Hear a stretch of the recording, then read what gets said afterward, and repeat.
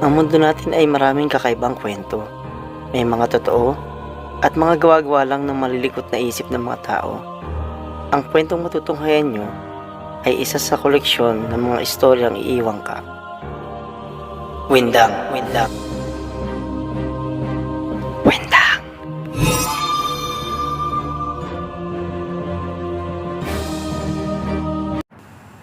Mga kawindang, halina't maglakbay diwa. Isang magandang dapit hapon, tila dahan-dahang umiitim ang mapulang langit.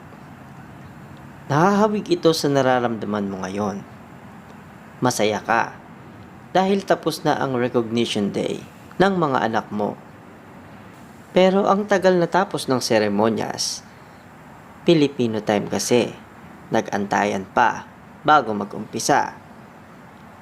Dahil gusto mong mawala ang bad trip mo at gusto mo ring mapasaya ang mga anak mo na nag-aral ng mabuti, tinanong mo sila kung saan nila gustong kumain ng hapunan para makapagpahinga na kayo sa bahay pag uwi. Walang pag-aalinlangan na sagot ng mga anak mo. Jollibee, Jollibee, Jollibee. Jollibee. Nagkasundo kayo. Pero pagpunta nyo doon, sobrang haba ng pila. Mapa dine-in or take-out. Dahil gutom na kayo at nilalamon na ng dilim ang langit, inaya mo sila na sa iba na lang kumain. Dahil ayaw naman nilang umuwi o kumain sa ibang pwedeng pagkainan, tinuro nila ang isang fast food restaurant sa tapat. Yung may malaking M. Hindi na masama. Masarap din naman dun.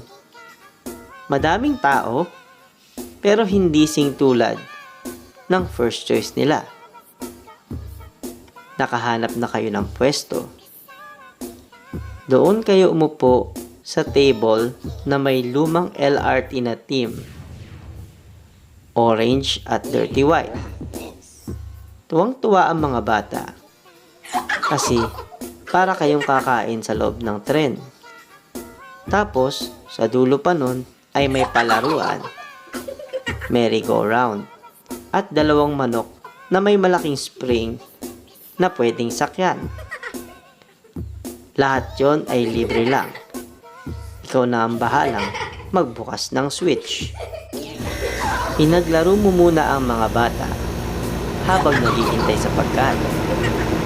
Samantala, isang dalagitang may matamis na ngiti ang sumalubong sa iyo sa counter. Sabi niya, birthday daw ng isa nilang purple na mascot at may limited offer daw sila na sa buong birthday month mo lang matitikman. Isang purple na palamig na flavored berry na siguradong magugustuhan daw ng lahat. Dahil sa magandang ngiti ng babae at professional na approach, napabili ka. Noong nandyan na ang nasabing meal, nagsilapitan na ang mga bata. Inabot mo ang meal sa mga bata at naakit kayo sa malamig at purple na shake. Napagkasunduan yung mag-toast. Sabay-sabay kayong bumati ng Happy birthday, Grimace! Sabay higop sa purple shake. Nanlaki ang iyong mga mata. Nagkangiti ang kayong lahat. Nakaranas kayo ng brain freeze. Sabay sabi ng, ang sarap. Dahil pagod sa paglalaro, ay mabilis na ubos ang pagkain. Sobrang sulit ng espesyal na inumin na yon. Sobrang saya nyo na habang papauwi ay napapakanta pa ang mga bata. Paparapapa, love ko to. Paulit-ulit. Pero natuwa ka naman kasi masaya ang mga bata. Sa wakas ay nakarating din kayo sa inyong bahay. Sa pagod niyong lahat, naupo muna kayo sa sala. Biglang nagpatay bukas ang ilaw. At tuluyan itong namatay. May narinig kayong tumatawa sa labas. Hindi ito tumitigil. Lahat ay nagulat. Gusto nyo sanang magsama-sama at magyakapan sa takot. Ngunit, hindi kayo makaalis sa inyong pinauupuan. Biglang may lumabas na kulay ubing likido sa inyong mga bibig. Lalo kayong hindi nakapagsalita dahil habang tinatangka nyo ay bumubulwak lalo ang likidong ito. Hindi kalaunan ay nahirapan kayong huminga dahil sa ilong nyo na ito lumalabas. Sunod ay sa mga mata, sa tenga. Malala pa ay nilabas na ninyo iyon sa iba pang butas na hindi nyo na naisip. Tila nagkulay talong ang inyong mga kutis. Kinaumagahan, kayo ay natagpuan. Nakahandusay. Naliligo sa kulay ubing likido. Wala ng buhay. Ito ang episode 10 ng Kwentong Windang, ang inuming naging viral sa internet, ang Grimace Shake. Bago tayo magpatuloy, huwag kalimutang mag-like at mag-subscribe sa aking channel kapag nagustuhan nyo ang ating istorya.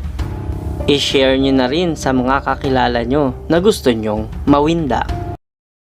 Ang Grimace Shake ay isang berry-flavored milkshake na binibenta sa mga McDonald's restaurants mula noong June 12, 2023 at natapos noong June 29, 2023. Parte ito ng Grimace Birthday Meal Promotion upang ipagdiwang ang kanyang 52nd na kaarawan. Ito ay isang limited edition shake. Sa kasamaang palad, hindi ito available sa Pilipinas at sa USA lamang. Naging viral ito sa TikTok sa trend na may hashtag Grimace Shake. Sa mga post, ang mga taong iinom ng Grimace Shake ay normal lang, walang kakaibang mangyayari. Ngunit sa huling parte ng video, makikitang ito ay walang malay, o patay, o sumusuka, punong-puno ng kulay ubing inumin. Kalaunan ay nagkaroon na rin ng iba't ibang interpretasyon. May katotohanan kaya ang mga videos na ito? Duh. Ang TikTok user na si The Prasmas ang sinasabing unang nag-post ng Grimace Shake video noong June 14, 2023. Sinulat ni Fraz, What does this trend mean? Is the shake bad? What's going on? Since I am the original victim of Grimace, it's quite literally just a meme. Sinabi ni Fraz na itong video na ito ay na-inspire sa isang TikToker na nakita niyang kumain ng Spider-Verse burger. Dahil sa hindi natural na kulay ng burger na ito raw ay kakaiba. Nakita niyang kinain ng TikToker ang burger at ang sumunod na scene ay nasa ospital na ang TikToker. Sabi niya sa sarili, gagawa siya ng kahawig na konsepto. Hindi ito ang unang kontrobersya na kinasangkutan ng McDonald's. They had worse.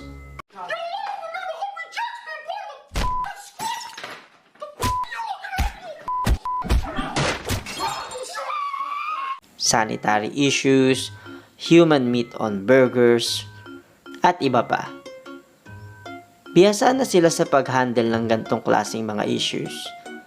Dahil umpisa pa lang naman, ay kakatuwa na itong trend na ito. Sinagot din nila ng isang meme ang issue na ito sa Twitter. Mga kawindang, ano kayang klaseng nilalang si Grimace? Unang pinakilala siya ng McDonald's noong 1970s sa isang commercial na nagsasabing siya ang Evil Grimace. Siya ay may 4 na brasong purple blob na ginagamit niya pang nakaw ng mga milkshakes. Noong napagtanto ng mga ad executives na kinatatakutan ng mga bata ang nasabing karakter, tinanggal nila ang evil sa pangalan kasama na doon ang isang pares ng braso nito. Kaya wala, isa na siyang kulay ubing hugis plug na katropa ni Ronald na creepy pa din. Hindi talaga sigurado ang McDonald's kung ano si Grimace. Pero noong 2014, sinabi sa Twitter account ng McDonald's na si Grimace daw ay embodiment of a milkshake or a taste bud. Kaya naman sa madaling salita, other refers to him as a living taste bud. Sa totoo lang, nakakatawang panoorin ng iba't ibang interpretasyon ng mga meme post na ito. Lumalabas ang creativity ng mga nag-TikTok. Hindi naman papatalo ang mga Pinoy. Kahit walang Grimace shake sa Pinas, ubi shake na lang ang pinapalit nila. Gusto ko sanang ipanood sa inyo yung mga TikTok videos na talagang kinatuwang ko. Kaso naisip ko na they deserve the views sa sarili nilang platform. Panoorin nyo na lang po sa TikTok with hashtag GrimaceShake. Andun din po yung mga videos na ginamit ko sa content na ito. Salamat sa pagsubaybay mga kawindang. Ang McDonald's branch na dinescribe ko kanina ay isang unique na branch na naipinta ko sa aking isipan nung ako'y bata pa. Ang McDonald's Ever Gotesco Grand Central Branch. Ito lang ang bukod tanging branch na may replika ng lumang LRT sa loob ng kanilang restaurant na kinakaaliwan ng mga kumakain doon, mga nagda-dine in. I'm sure kung mga batang 90s kayo, baka naabutan nyo pa. And I'm sure yung mga pinsan ko natatandaan to. Kalaunan, ginawang improve ang design ng LRT replica at inilipat to sa ibang pwesto. Isang beses ko lang ata nakita yon, yung improved na LRT replica na yon. Tapos unfortunately, nasunog or sinunog yung mall. Yun, nakakalungkot lang kasi maraming memories doon ng pagkabata ko. Same din naman sa Jollibee. Sa totoo lang, batang Jollibee talaga ako. Pero pag bata ka kasi gusto mo may palaruan eh.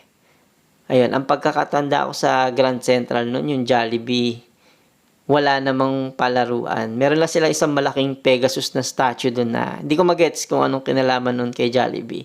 Kung tama yung memorya ko. Anong masasabi nyo sa story natin? Kung may mga story or topic request kayo, please comment on my videos or visit me on my FB page. Salamat sa pakikinig mga kawindang. Sana ay nag-enjoy kayo sa ating episode. Paulit-ulit na lang pero like, comment, and subscribe please. Malaking tulong ito sa pag-recommend ni YouTube sa ating mga videos for our channel growth. Hanggang sa susunod na kwentong windang.